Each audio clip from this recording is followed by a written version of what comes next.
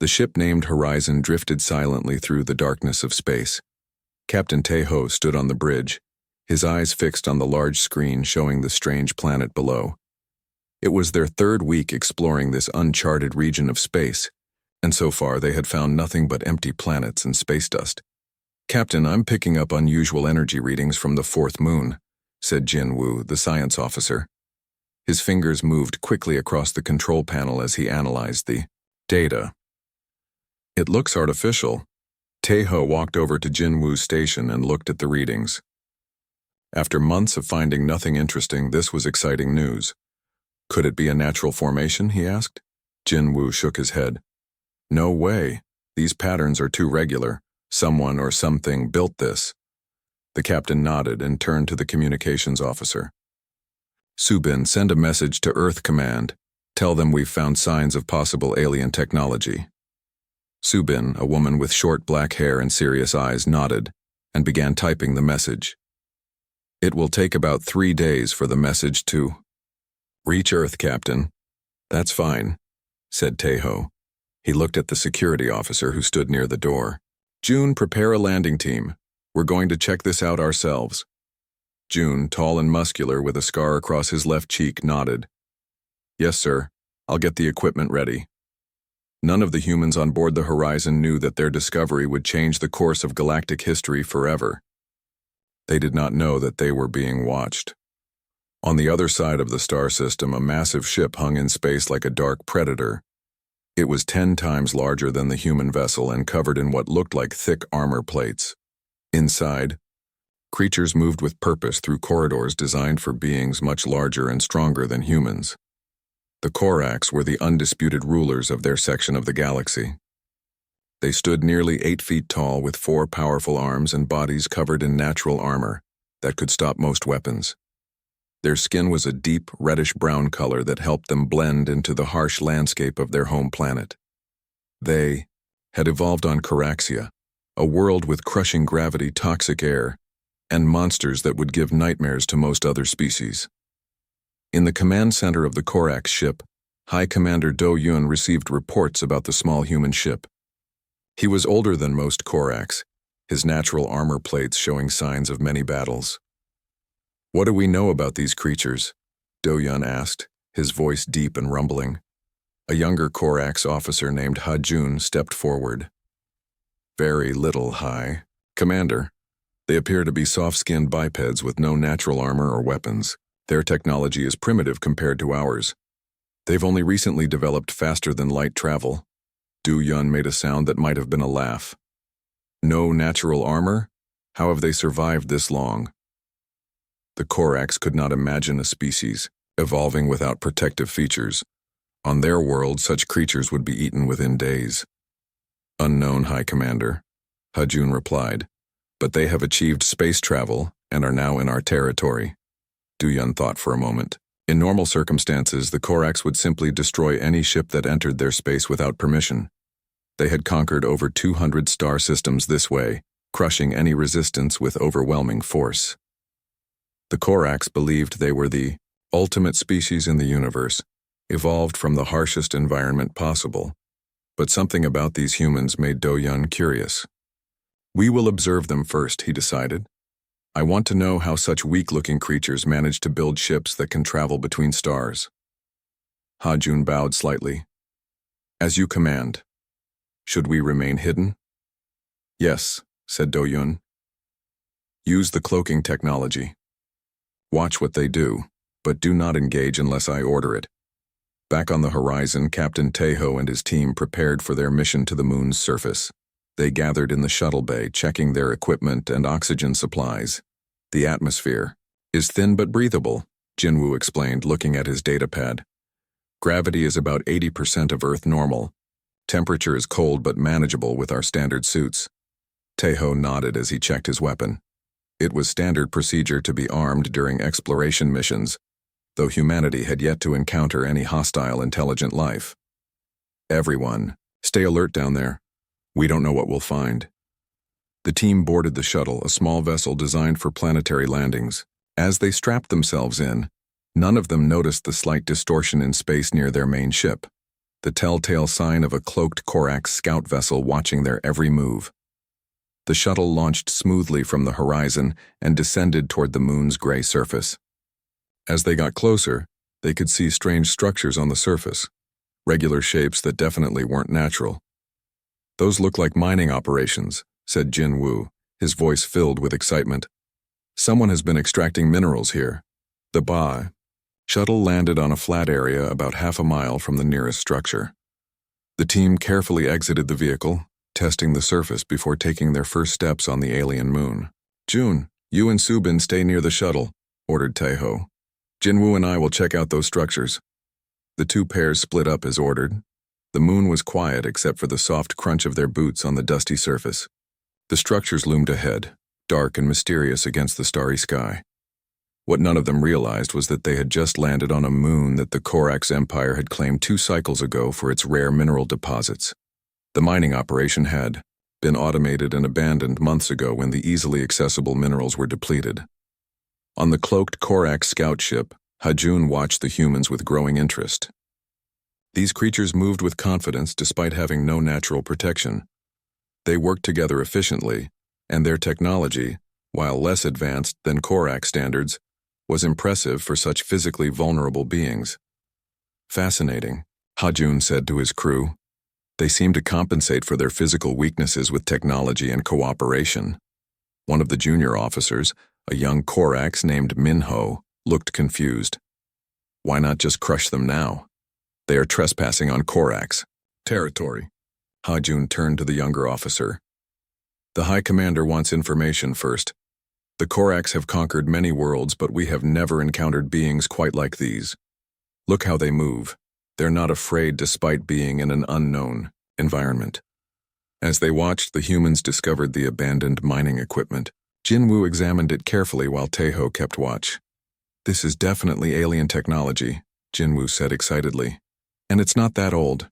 Whoever built this was here recently." Taeho looked around nervously. "Do you think they might come back?" Jinwoo was too busy examining the strange devices to worry. "This is incredible.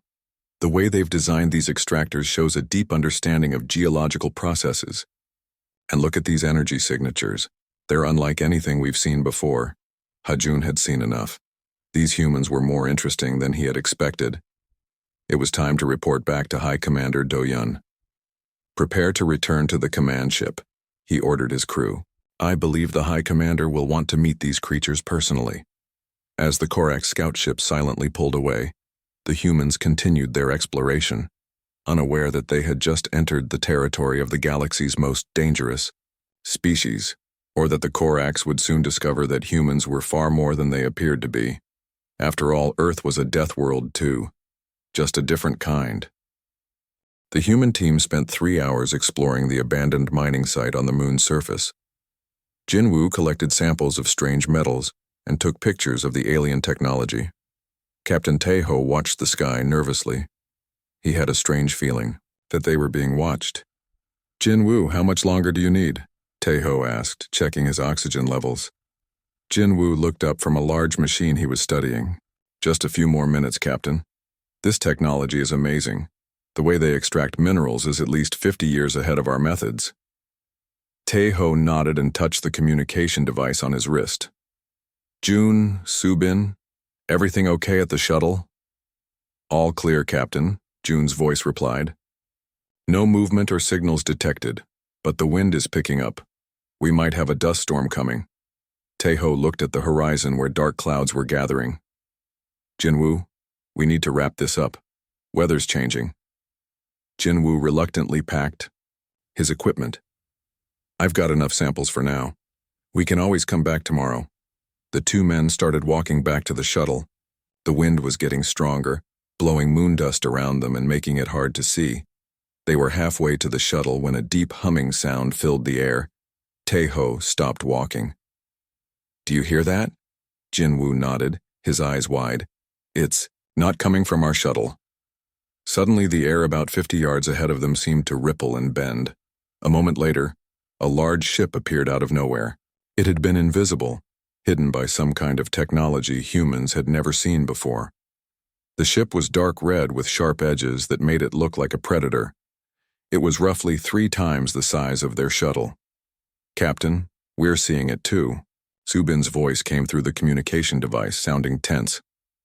"Unknown ship just appeared near us." "Stay where you are," Taeho ordered. "Don't make any aggressive moves." The bottom of the alien ship opened, and a ramp extended to the ground. 4 tall figures walked down the ramp. Even from a distance, Taeho could tell these weren't humans.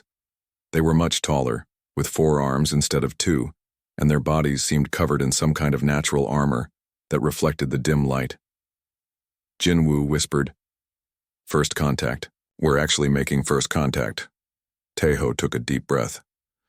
"Remember your training. Slow movements, no threatening gestures." He began walking forward at a steady pace, keeping his hands visible. The aliens stopped at the bottom of their ramp, watching the humans approach. The tallest one, who seemed to be the leader, stepped forward. He stood nearly 8 feet tall, towering over the humans. His 4 arms were held in a relaxed position, but Taeho could see the powerful muscles beneath the alien's armored skin. When they were about 10 feet apart, Taeho stopped and raised his hand in a universal greeting. "Hello. We come in peace." The alien tilted his head, studying the humans with eyes that glowed slightly in the dim light. Then, to Taeho's surprise, the alien spoke in clear English. "You are trespassing on Korax territory, small ones." Taeho blinked in surprise. "You speak our language?" The alien touched a small device on his neck. "This translator analyzes your speech patterns. We have studied many languages in our conquests." Jinwoo stepped forward. "We apologize for the trespass. We didn't know this moon was claimed. We are explorers from the planet Earth." The alien leader seemed to consider this. "I am Scout Commander Hajun of the Korax Empire. This moon belongs to us, as do all planets in this system." Taeho nodded respectfully. "I am Captain Taeho of the Earth exploration vessel Horizon. This is my science officer Jin Woo. We are on a peaceful mission of discovery." Hajun studied them for a long moment. "You do not seem afraid." "Should we be?" Taeho asked. Hajun made a sound that might have been a laugh. "Most species tremble when they first meet the Korax. We are the apex predators of the galaxy."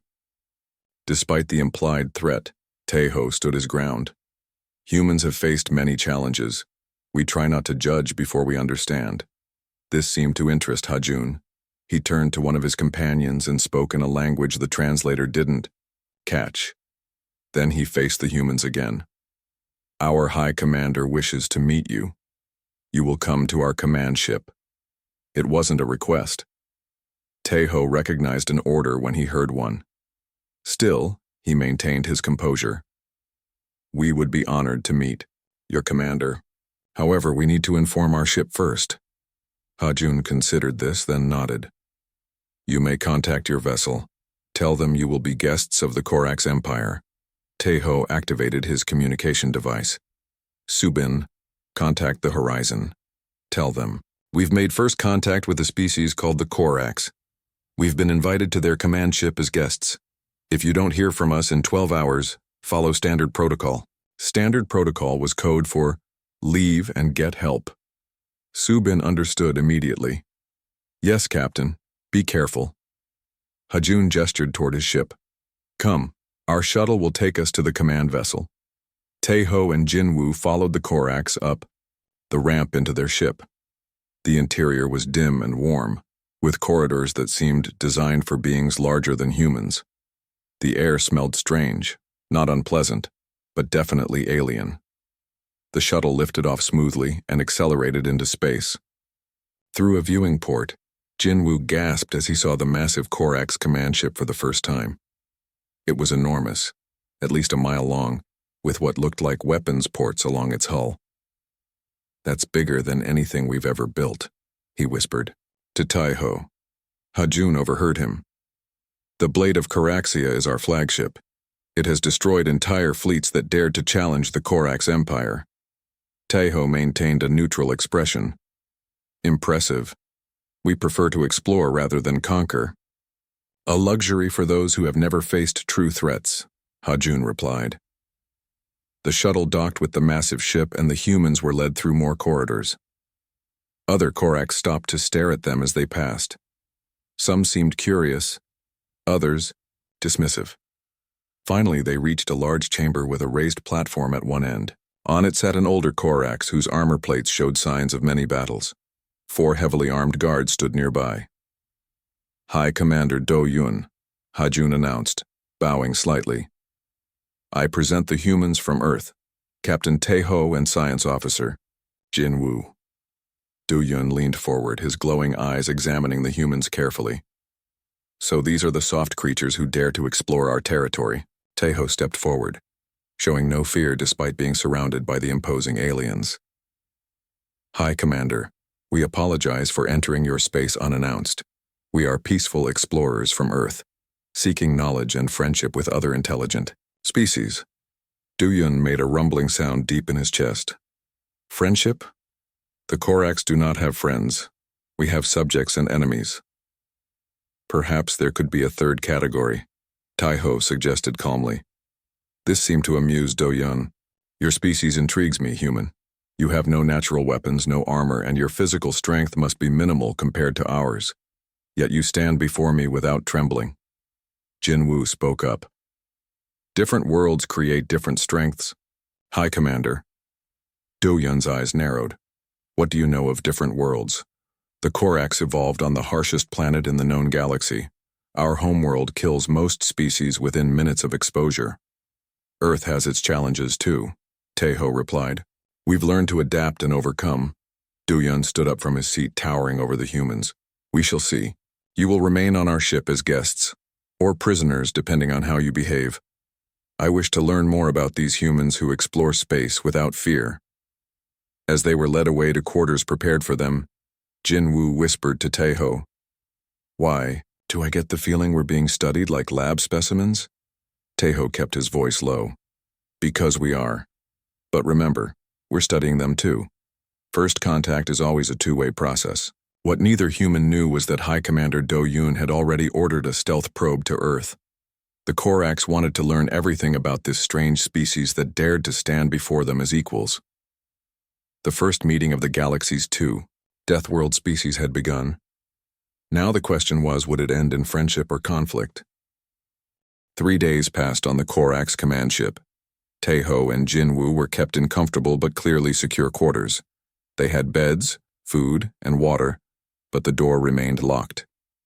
The food was strange but edible, created by Korax scientists to match human nutritional needs. On the morning of the 4th day, the door slid open and Hajun entered. The High Commander requests your presence, he said simply. Tae-ho stood up from where he had been sitting. Are we still guests or have we become prisoners? Hajun made that rumbling sound that might have been laughter. That depends on you. Human, follow me. They were led to a different chamber this time, much larger than the one where they had first met Do Yun. This room was circular with a high ceiling. Various Korax stood on elevated platforms around the edges, looking down like spectators at an arena. High Commander Do Yun sat on a raised chair at one end. He gestured for the humans to approach. I hope your quarters have been comfortable, Do Yun said when they stood before him. They have, though we would prefer freedom to move about, Tae-ho replied. Do Yun nodded. That may come in time. First we must learn more about each other. He stood up and walked toward them. For 3 days my scientists have been studying your biology from the samples we collected. You are indeed strange creatures. Jin Woo raised an eyebrow. You took samples from us? While you slept, Do Yun confirmed without apology. Your bodies are so fragile compared to ours. Your skin tears easily. Your bones break under pressures that would barely affect a Korax child. Yet you have traveled through space and built impressive technology. Tae-ho remained calm. Different evolutionary paths lead to different strengths.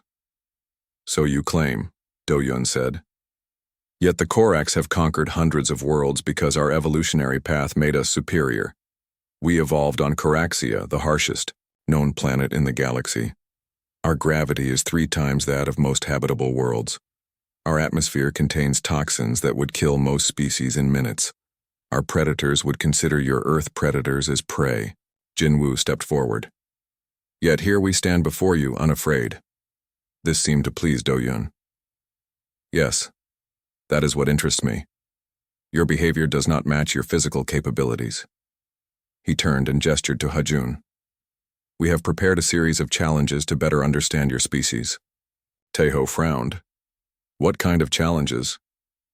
Tests of your capabilities, Do-yun explained. We wish to understand what makes humans survive despite your obvious physical disadvantages. Taeho and Jinwoo exchanged glances. They had no real choice but to participate. Very well, Taeho agreed.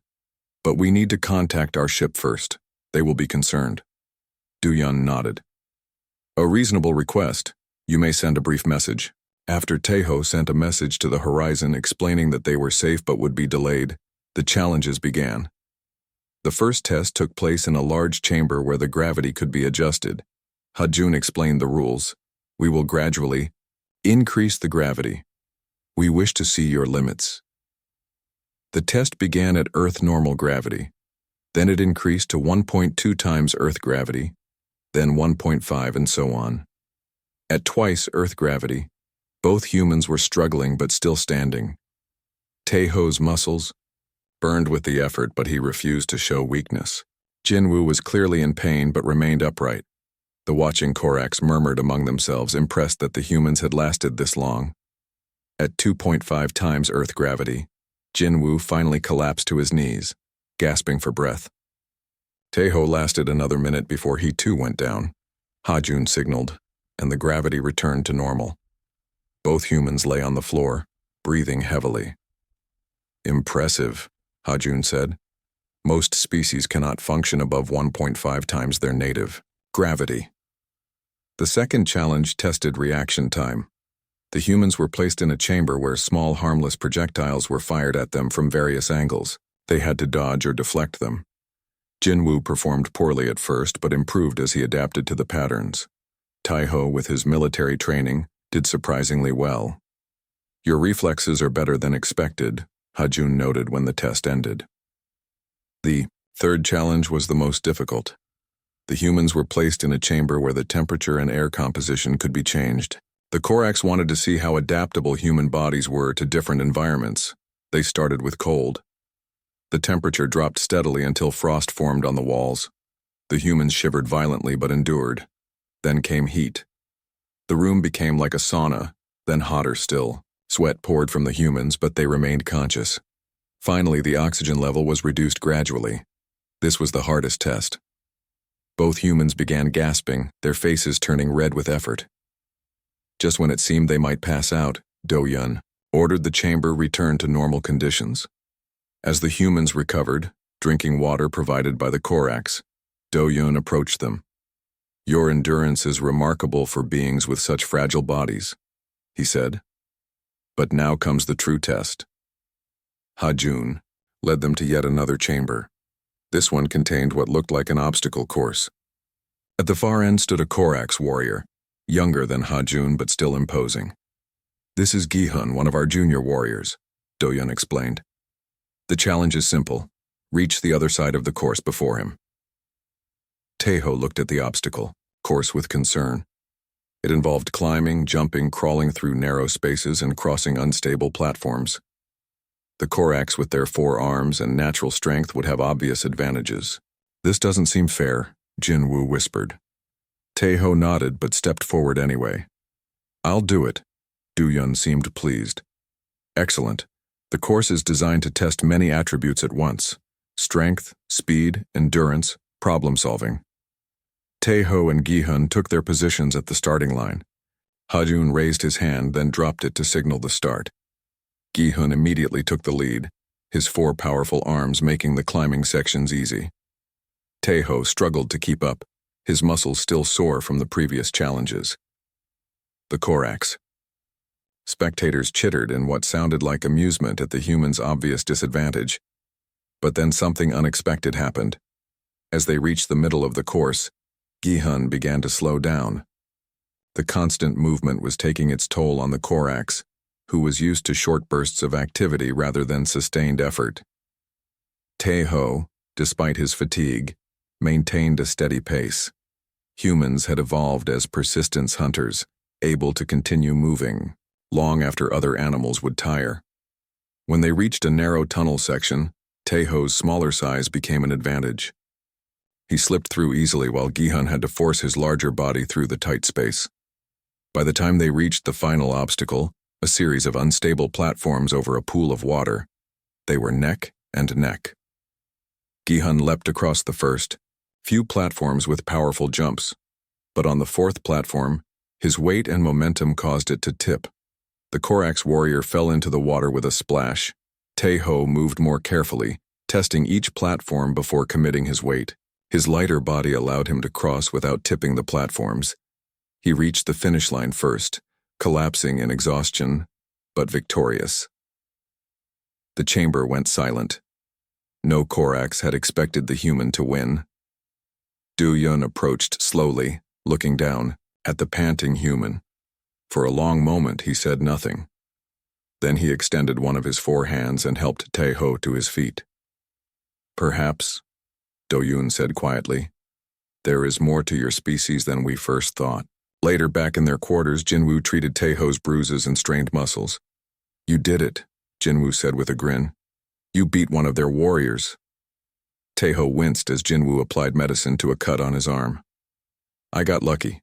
The course happened to favor our body type in some sections." "Not luck," Jinwoo argued.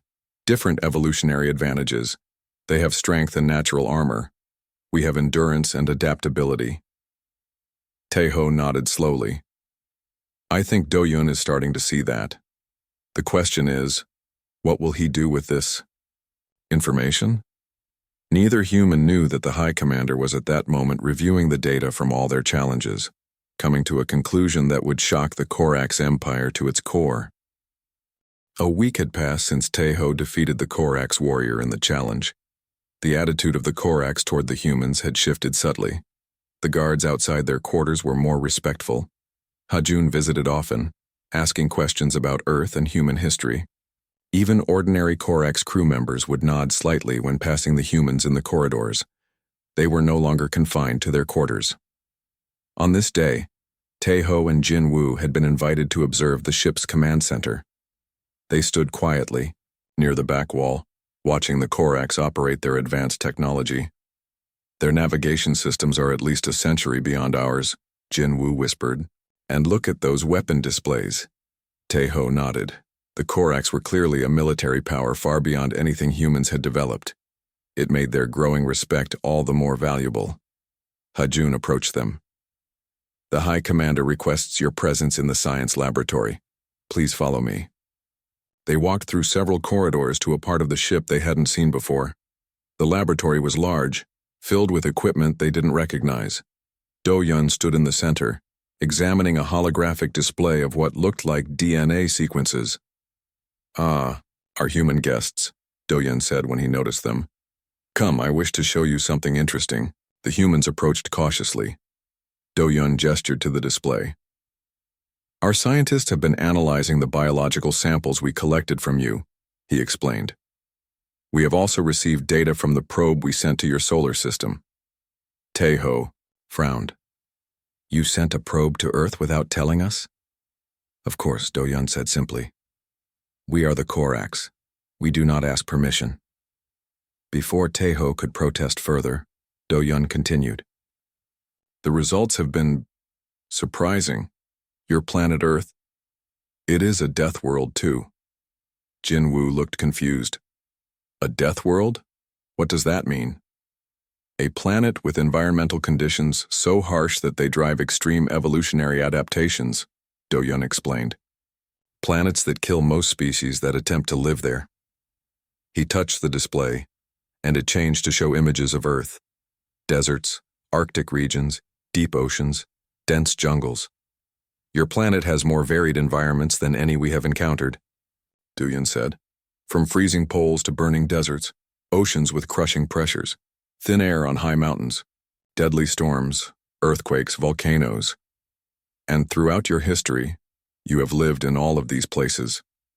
Tai-Ho nodded slowly. Humans are adaptable. More than adaptable, Do-Yun said. Your species evolved in a constantly changing environment. While the Korax homeworld is uniformly harsh, your world forced you to survive in conditions that shift dramatically, sometimes within days. He touched the display again, showing human DNA sequences. Your biology reflects this. Your cellular repair mechanisms are remarkable. Your ability to recover from injury exceeds any species we have studied. Your thermal regulation, your immune systems, your neural plasticity, all are designed for adaptation rather than specialization. Jinwoo stepped closer to the display. We never thought of Earth as particularly dangerous. Because you evolved there, Ha-Jun said from behind them. Just as we consider Koraxia normal, despite its crushing gravity and toxic atmosphere. Do-Yun nodded. The Korax evolved to be strong, armored, resistant to specific threats. Humans evolved to adapt, to endure, to solve problems creatively. Both are valid evolutionary strategies for surviving hostile worlds. As they spoke, alarms suddenly blared throughout the ship. Red lights flashed in the corridor outside. "Hi, Commander," a voice called over the communication system. "We have detected an unauthorized ship entering the docking bay. Security has been breached." Do-Yun's posture changed instantly from scholarly to commanding. "Secure all stations. Deploy warriors to the docking bay." He turned to Ha-Jun. "Take our guests to safety. This may concern them." As Ha-Jun led them quickly through the corridors, more alarms sounded. They passed Korax warriors running toward the docking bay, weapons drawn. "What's happening?"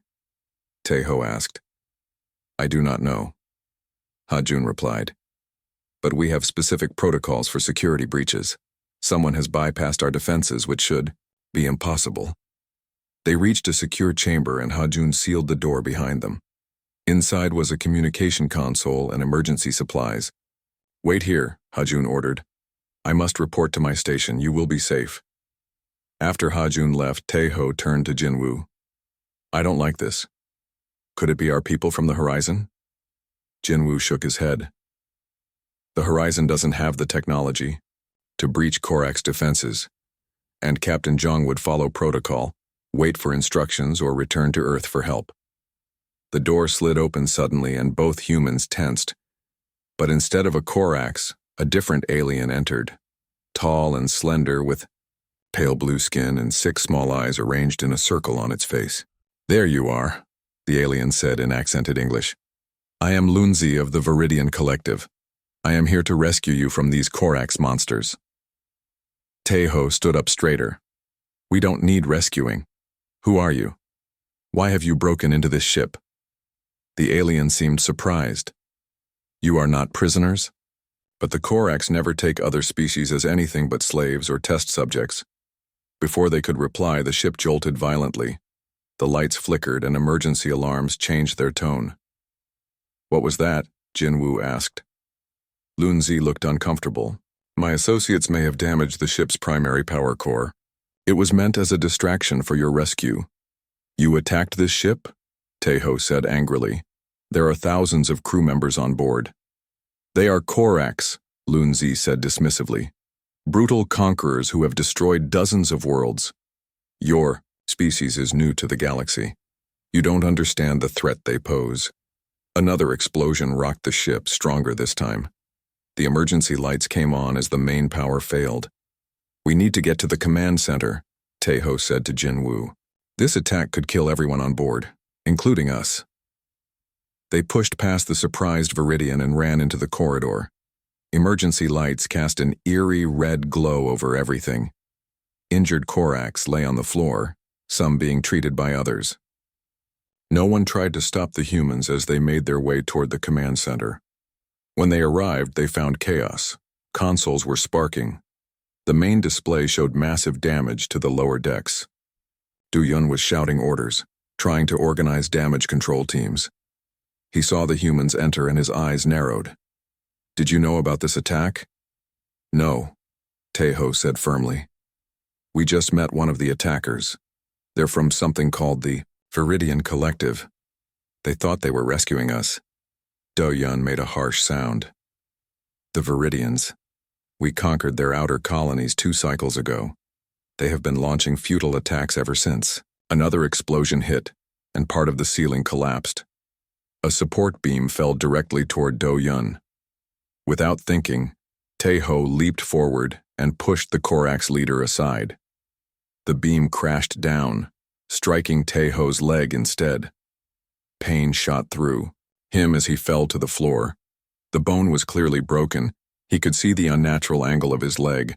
Yet despite the pain, he remained conscious and alert. Do-yun stared at him in shock. "You protected me." "Why?" Tae-ho grimaced through the pain. "Because that's what humans do. We help others, even those who might be our enemies." Jin-woo rushed to Tae-ho's side and began examining the injury. "I need medical supplies." To everyone's surprise, Do-yun himself called for a medic. "Bring human-compatible medical equipment immediately." As they waited for the medic, the ship continued to shake from distant explosions. Jin-woo looked at the main display. "Your fire suppression systems are failing on Deck 7, he noted. "And the life support is critical in sections 12 through 15. Do-yun growled in frustration. "Our main engineers were in those sections when the first attack hit. They are trapped or dead." Jin-woo stood up. "I might be able to help. I've studied your systems while we've been here. The principles are similar to some of our technology, just more advanced." Do-yun looked skeptical but desperate. "Show me." Jin-woo moved to a console and began working, his fingers flying over the alien controls. After a few moments, he said, "I can reroute emergency power to the life support systems, but someone needs to manually reset the junction box on Deck 5. Ha-jun, who had returned to the command center, volunteered immediately. "I know where it is." As Ha-jun left, Jin-woo continued working. Tae-ho, despite his broken leg, dragged himself to another console and began helping. "What are you doing?" Do-yun asked. "Trying to save this ship," Tae-ho replied through gritted teeth, "and everyone on it." In that moment, watching the injured human work through his pain to save the very beings who had held him captive, Do-yun finally understood what made humans truly dangerous and valuable allies. The revelation had come at a heavy price. But as alarms continued to blare throughout the damaged ship, a new respect was born between the galaxy's 2 Deathworld species. 6 months had passed since the attack on the Korax command ship. Much had changed in that time.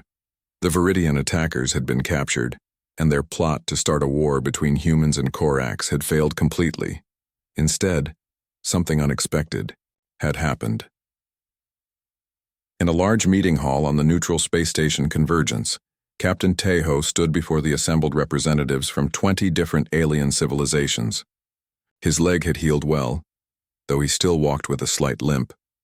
Beside him stood High Commander Do-yun, towering over the human, but standing as an equal. "Today we formalize the alliance between Earth and the Korax Empire," Tae-ho announced to the gathered aliens. Many looked shocked or worried. Some whispered among themselves. A representative from the Galactic Council, a small green being with 3 eyes, stepped forward. "This alliance is concerning to many in the galaxy. The Korax have been conquerors for centuries, and now we discover that humans come from a similar death world with their own unique abilities. Together, you could dominate the galaxy." Do-yun made a rumbling sound that the aliens now recognized as laughter. "Once, that would have been our goal. But our encounter with humanity has taught us there are better paths than conquest." Tae-ho nodded. "And we have learned that the galaxy is more dangerous than we imagined. Our alliance is for mutual protection and advancement, not domination." As they spoke, a ship docked at the station. This vessel was unique, designed by both human and Korax engineers. It was the first joint patrol ship named Unity. On board, Security Officer Jun from the Horizon worked alongside Ha-jun, checking the ship's weapon systems. They had become unlikely friends during the past months. "The targeting system is more accurate with the human interface," Ha-jun noted, his forearms moving across multiple control panels at once. Jun nodded. And the hull is stronger with Corax alloys. Together, we build better ships than either could alone. In another part of the station, Jinwoo and a Corax scientist named Junho were presenting their research to a mixed audience of humans and Corax. The screen behind them showed DNA sequences from both species. By studying the unique adaptations of both our species, we have developed new medical treatments that work for both humans and Corax, Jinwoo explained. Human cellular regeneration combined with Corax immune system strength has created vaccines for diseases that once devastated entire planets. The audience listened with interest. 6 months ago, they would have been enemies. Now they were colleagues, working together for the benefit of both civilizations. Back in the main hall, the treaty signing was about to begin. Tai-Ho and Do-Yun stood before a table where the document waited. Representatives from Earth and Coraxia watched via live transmission.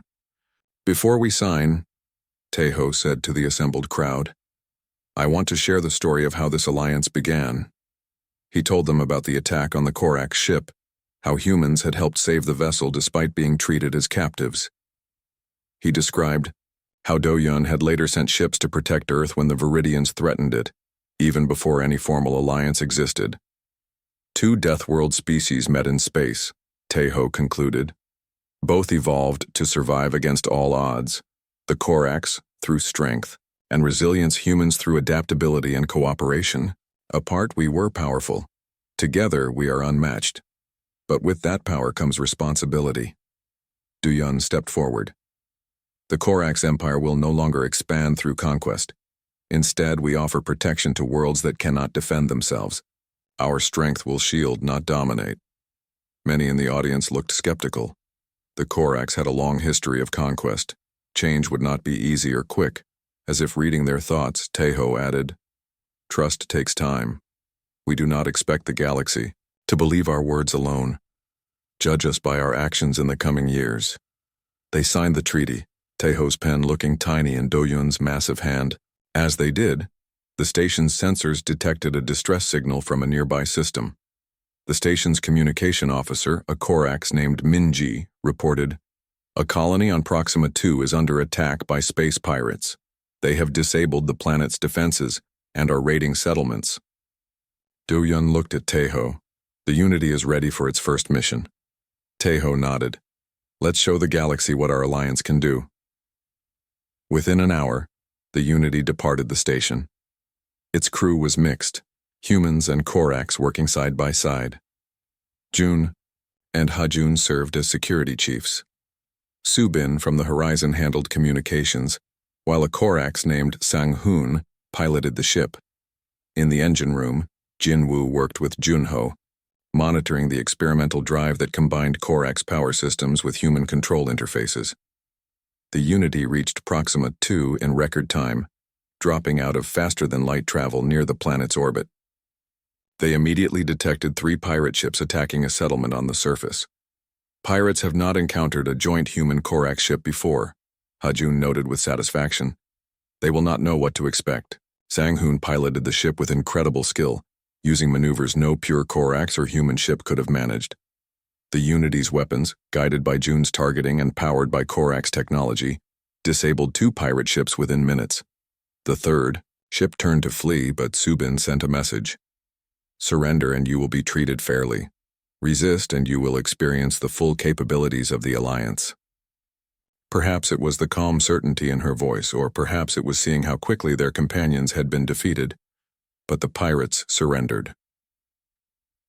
On the planet's surface, the settlers, a peaceful species ill-suited for combat, watched in awe as the strange ship landed near their main settlement. When the crew emerged, the sight was unlike anything they had seen before. Humans and Corax walking side by side as comrades. A young settler approached them cautiously. "You came to help us?" But the Corax have never helped anyone before. Do-Yun, who had come on the mission himself, knelt down to be closer to the settler's height. "The Corax are changing. With our human allies, we are finding a better way." As they helped the settlers rebuild, word of the incident spread quickly through galactic communication channels. Many remained doubtful, but others began to hope. If the mighty Corax could change, perhaps the galaxy's future would be brighter than its past. Back on Earth, the news of the successful mission was met with celebration. Humans had always dreamed of finding friends among the stars. Few had imagined those friends would be the galaxy's most feared warriors. On Coraxia, the reaction was more mixed. Centuries of believing in their inherent superiority made some Corax resistant to change. But those who had worked with humans told stories of their strange but effective ways, their endurance, creativity, and unexpected strength. Slowly, both worlds were transforming. Humans shared their arts, music, and cooperative social structures with the Corax. The Corax taught humans advanced technology, fighting techniques, and how to build structures that could withstand almost any disaster. 6 months after the treaty signing, the first Corax students arrived at universities on Earth. While human scientists began studying at Corax research centers, human foods became popular in Corax cities while Corax architecture inspired new designs on Earth. In his quarters on the Unity, as it patrolled the borders of their shared territory, Taiho looked out at the stars. He remembered that first meeting, on the moon's surface, how terrifying the Corax had seemed. Now he counted many as friends. His communication device beeped, and Do-Yun's voice came through. The reports from the outer systems are concerning. The Viridians are mobilizing again, and they have new allies. We'll face them together, Taiho replied with confidence. That's what allies do. 2 Deathworld species had found each other among the stars. Neither was what the other expected. Together they were creating something new, a bridge between different evolutionary paths, a proof that cooperation could be stronger than conquest. The galaxy would never be the same, and that was a good thing.